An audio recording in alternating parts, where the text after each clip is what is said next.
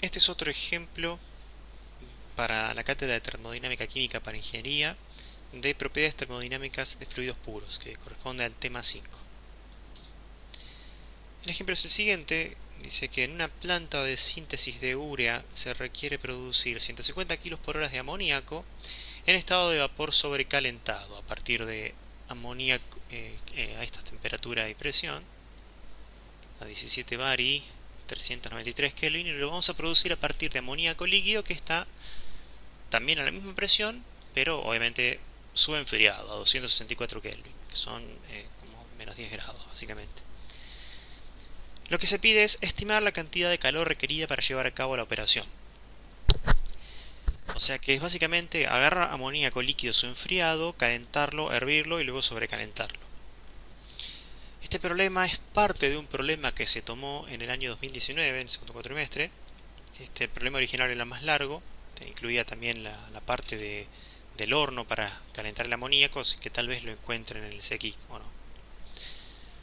Para poder resolver el problema vamos a tener a disposición distintos datos, como por ejemplo la temperatura de saturación del amoníaco a 17 bar, que es casi 317 kelvins. Y luego las propiedades típicas del componente puro que solemos requerir, como bueno, el peso molar, factor acéntico, temperatura crítica y demás, que las sacamos del Smith y Van Ness, que está disponible también en la biblioteca. Y luego también datos de la capacidad calorífica del amoníaco, que las obtuve del mismo libro. En particular, que tenemos es una correlación empírica del CP, tanto de gas ideal como de líquido, en función de la temperatura.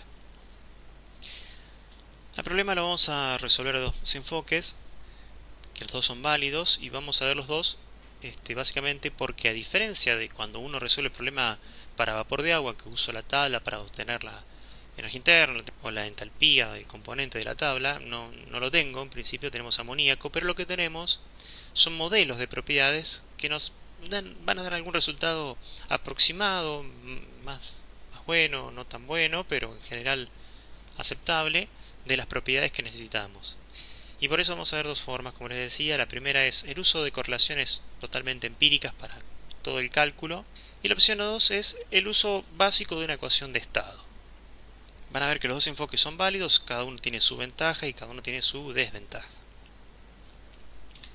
En el caso de la opción 1, que vamos a usar correlaciones empíricas, vamos a usar la capacidad calorífica, como se dijo al principio, que es una correlación empírica del CP en función de la temperatura. Luego está la ecuación de Riedel, que relaciona la entalpía de vaporización en el punto normal de ebullición con la temperatura normal de ebullición, la temperatura crítica y la presión crítica. Y luego la ecuación de Watson, que relaciona la entalpía de vaporización entre dos temperaturas, porque claro, nuestro amoníaco va a estar a 17 bar, que no es una atmósfera, está a una presión, va a hervir a una presión distinta, por lo tanto la entalpía de vaporización no es la misma que la que obtengo de la ecuación de Riedel. Vamos a ir pensando en cómo resolver el problema. Tenemos un proceso, que es un calentamiento y evaporación de amoníaco, que vamos a suponer que es a presión aproximadamente constante. Seguramente por el flujo del amoníaco va a haber una pérdida de carga, pero vamos a suponer que la presión no va a cambiar tanto, que se va a mantener en 17 bar. Entonces, si planteamos un balance de energía para un sistema abierto, en estado estacionario, con una entrada y una salida, que nos va a dar que la cantidad de calor va a ser igual al cambio entálpico. Fíjense acá que yo estoy anotándolo de dos maneras distintas. El primero es con el caudal másico por el delta H específico en energía por unidad de masa, y eso va a ser igual al caudal molar por el cambio entálpico molar. Lo estoy diferenciando a propósito. ¿Por qué? Porque la mayoría de las correlaciones que tenemos nos da la entalpía molar y no la entalpía específica. Entonces yo voy a tener que sea convertir el caudal a caudal molar, o convertir al revés, convertir esto, la propiedad molar en la propiedad másica. Ahora bien, en el caso de la opción 1, que vamos a usar correlaciones empíricas, tenemos que tener cuidado, vamos a ir pensando el problema. Sabemos que el amoníaco ingresa como líquido semi-enfriado y sale como vapor sobrecalentado. Por lo tanto, lo que estamos teniendo acá es un cambio de fase, que es el tema 3 de la materia que se rindió en el primer parcial, pero vamos a ir planteándolo por más que ese tema ya haya pasado, vamos a plantearlo en detalle. Hagamos para esto un esquema de proceso de lo que le va a pasar al amoníaco. Vamos a graficarlo en un diagrama temperatura-entalpía. El amoníaco va a estar entrando a una temperatura 0 y a presión de 17 bar, y por lo tanto va a tener una entalpía H0. Y luego va a estar saliendo amoníaco como vapor sobrecalentado a una temperatura bastante más alta, una temperatura T1, y más o menos a la misma presión de 17 bar. Entonces el amoníaco va a estar ingresando y va a estar recibiendo calor, por lo tanto, como es un líquido enfriado, su temperatura se va a ir incrementando hasta que llegamos al punto de saturación. Una vez que el amoníaco queda saturado a una presión de 17 bar, llegamos a la temperatura de saturación a esa presión, por lo tanto tenemos la entalpía de líquido saturado. A partir de ahí, el amoníaco va a empezar a hervir a medida que recibe más calor, pero su temperatura no va a ir cambiando, va a ser la misma temperatura. Una vez que se le agrega un delta H equivalente al delta H de vaporización, y llegamos a la entalpía de vapor saturado, solamente vamos a tener vapor de amoníaco. A partir de ahí, a medida que le agregamos más calor al amoníaco como vapor, su temperatura va a seguir aumentando y vamos a llegar a la temperatura que nosotros deseamos, donde va a tener una entalpía H1. Ahora bien, hay un tema acá, y es que este delta H del vapor que sufre de sobrecalentamiento a 17 bar no es igual a un delta H de gas ideal, al menos en principio. ¿Por qué? Porque estamos a una presión elevada. Entonces, ¿qué vamos a tener que hacer? Vamos a tener que, para ese delta H del vapor, plantear un camino alternativo donde yo sustraigo la cantidad residual del vapor saturado, hago el delta H de gas ideal y eventualmente le sumo la entalpía residual que tiene el amoníaco a la salida. En principio, como pueden ver, este problema no es tan distinto a un problema del tema 3, donde teníamos cambio de fase. La diferencia es que acá tenemos una contribución por presión para el vapor. Primero está el calor sensible del líquido, que es el Cp promedio entálpico del líquido por el delta T correspondiente, que sería entre la temperatura de saturación y T0. Luego tenemos el calor latente, que es la diferencia entre la entalpía de vapor saturado y líquido saturado. Y finalmente el calor sensible que sufre este vapor denso, este vapor comprimido, entre la entalpía de vapor saturado y la entalpía a la que sale, H1, esto sería 1 acá, más en las correcciones residuales. La suma de los tres términos nos va a dar el delta H total que yo necesito para poder hallar después el calor. Empecemos con el calor del líquido. Puedo hallar tranquilamente el Cp promedio del líquido a partir de la correlación y los coeficientes correspondientes. Yo no voy a entrar en detalles, me dio 9,66 la correlación, luego multiplico por R y me da 80,3 kJ por kmol Kelvin, con lo cual el delta H del líquido nos da 4.232 kJ por kmol. Para el calor latente voy a usar una de las correlaciones que habíamos mencionado al principio. Voy a necesitar la temperatura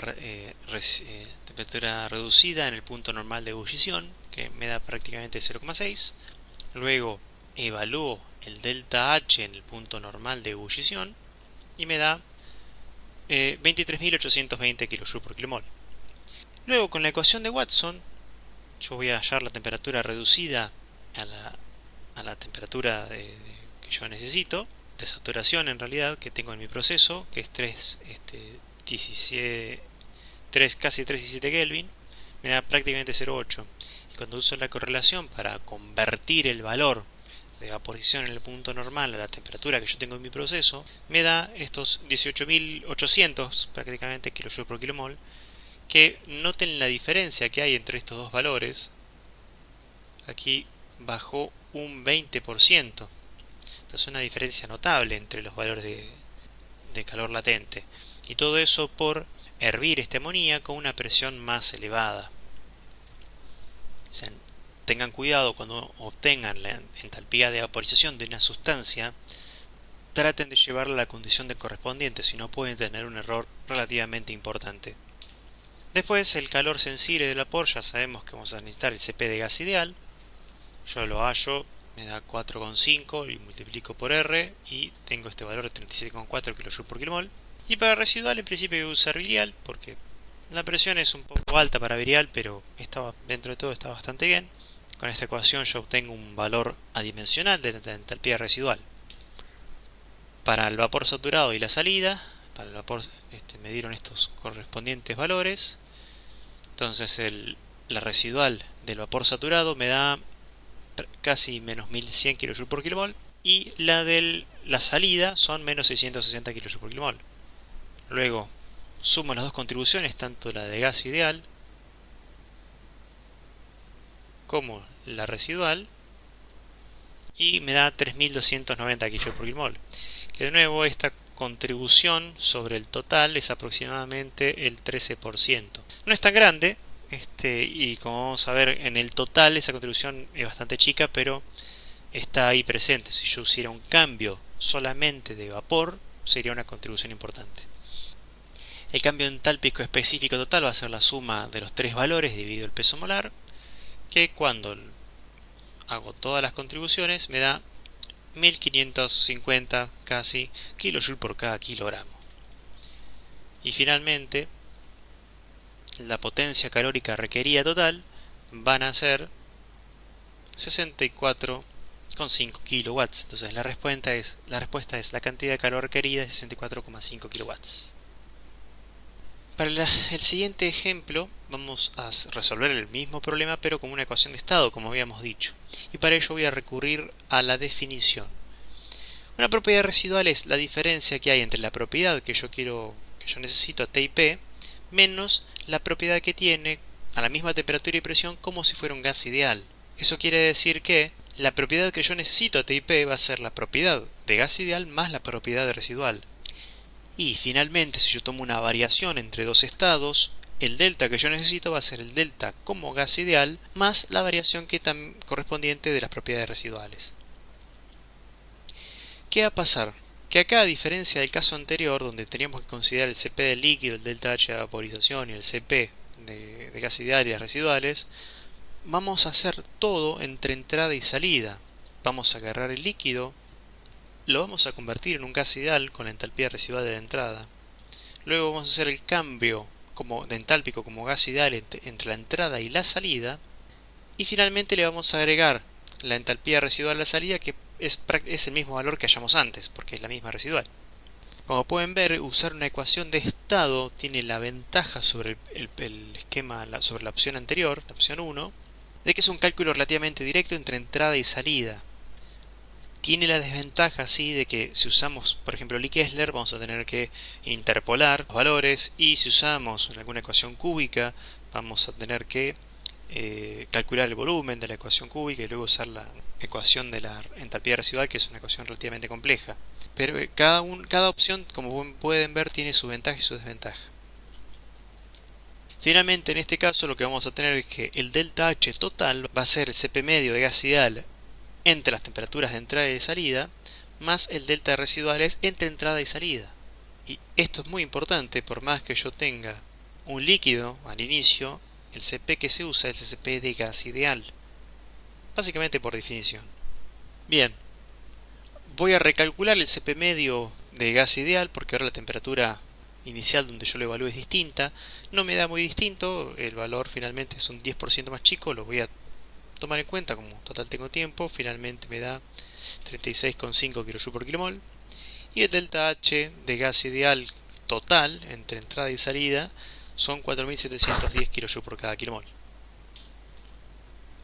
Para las residuales podría quedarme con la misma que yo había hallado para la salida. La residual de vapor me había dado menos 660, pero voy a usar Lie Kessler para todo. Para el líquido de la entrada voy a usar Lie Kessler y para la salida también, para de paso comparar qué me da virial con Lie Kessler.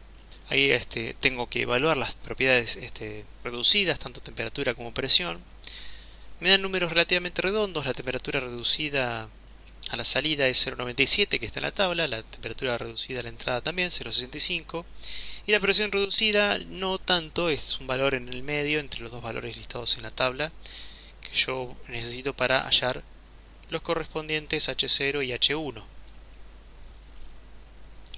Para el H0 voy a la tabla que está en el Smith y Van Ness, busco los valores de temperatura y de presión. Para el líquido era 0,65 y me da que prácticamente no cambia, es menos 5,008, salta a menos 5,002, entonces me quedo con el valor de menos 5 directamente porque no está cambiando. Y para el vapor, ya que estoy en la misma tabla, lo voy a hallar, me da menos 0,17 una vez que interpolo, que es básicamente el valor del medio entre estos dos. Entonces, hallando el valor de H0, hallo el H1 de la entrada también de la misma manera en su tabla correspondiente, me da menos 6,95. Entonces, si multiplico por R y por la temperatura crítica, hallo el valor de la entalpía residual a la entrada, que me da menos 22.800 kJ por kmol. Y fíjense la magnitud, lo diferente que es la magnitud de esta al valor de la residual de la salida. Guárdense este valor y piensen un poco en este valor, qué quiere decir este valor, por qué es tan grande y con qué uno lo puede relacionar de lo que vimos en el ejemplo de la opción 1. Podemos hacer lo mismo para el vapor a la salida. Yo hallé el H1 de la salida, me dio menos 0,16. Entonces tengo este otro valor que, como pueden ver, es bastante parecido al que había obtenido con Brial. No es igual, pero comparado con el de líquido es muy chico. Entonces esos 50 kJ por kmol es un valor bastante despreciable en todo el proceso. O sea, yo podría haber usado directamente el H de residual de la salida que me había dado Brial y no hubiera tenido variación. Finalmente, el cambio específico de la entalpía lo hallo como la suma entre el gas ideal y la residual dividido el peso molar. Una vez que hallo la suma, me da, como pueden ver, muy parecido al anterior, 1570 kJ por kilogramo. Y finalmente la potencia calórica que obtengo con Lee Kessler es de 65,5 kW, que el anterior había sido 64,5. Hay 1 kW de diferencia, que no es poca cosa, 1 kW, pero como pueden ver es bastante acertado el valor. Finalmente vamos a ir comparando los resultados de cada modelo con un valor que uno puede presumir que es bastante preciso, que es el que obtenemos a partir de los datos del libro de Química NIST, que es la página web donde les aconsejamos sacar los valores de propiedades para resolver el trabajo práctico. El amoníaco se encuentra entre los fluidos disponibles en la base de datos esa. Ahí yo fui y obtuve que para la entrada, esto sería la entalpía de la entrada y esto es la entalpía de la salida. Hago la cuenta y me da la cantidad de 64,7 kilowatts. Como pueden ver, el uso de las correlaciones empíricas, con ese obtuvimos un resultado bastante bueno. El error es menor al 1%. Y con Lee Kessler es un poquito más alto, pero también es poco más que el 1%. Después, con Van der Waals, como pueden ver, el error es bastante grande, es prácticamente la mitad. O sea, es un valor bastante errado, sobre todo por la presencia de líquido. Como habíamos visto para las propiedades volumétricas, las propiedades de vapor denso con Van der Waals pueden andar, pero el volumen de Van der Waals ya está muy mal para un líquido. Algo parecido le pasa a Redlich-Kwong, que no es tan precisa para los volúmenes de líquido, pero anda bien para el vapor. Entonces, como acá hay una variación entre líquido y vapor, el error es más chico que con Van der Waals, pero todavía es grande, es del 11%. Ahora después, para suave Van der Waals, suave Redlich-Kwong y Penn Robinson, las tres que tienen la correlación específica que usa el omega, los errores son bastante mejores, yendo de suave Van der Waals, suave Redlich-Kwong y Penn Robinson. Pero son los tres errores comparables y las tres dan bastante bien. En principio Penn Robinson está dando mejor, pero Penn Robinson es bastante más complicada que suave Van der Waals. Por eso, para hacer un cálculo a mano, yo entre las tres preferiría suave Van der Waals. Y entre esas tres preferiría en todo caso Lee Kessler. Pero eso deja ahí una duda. ¿Qué hace que la ecuación de suave Van der Waals dé tan bien comparado con la de Van der Waals? Y esa es una de las preguntas que le vamos a dejar para ustedes para que piensen. Primero que dijimos que, debido a que la presión es de 17 bar, no es acertado usar el CP de gas ideal para el cambio entálpico del vapor, pero ¿por qué no nos importó para el líquido? O sea, yo lo omití directamente. Les hablé de que el vapor está comprimido y que el CP de gas ideal S no era igual al CP del vapor, porque está a 17 bar, pero ¿por qué no dije nada del líquido?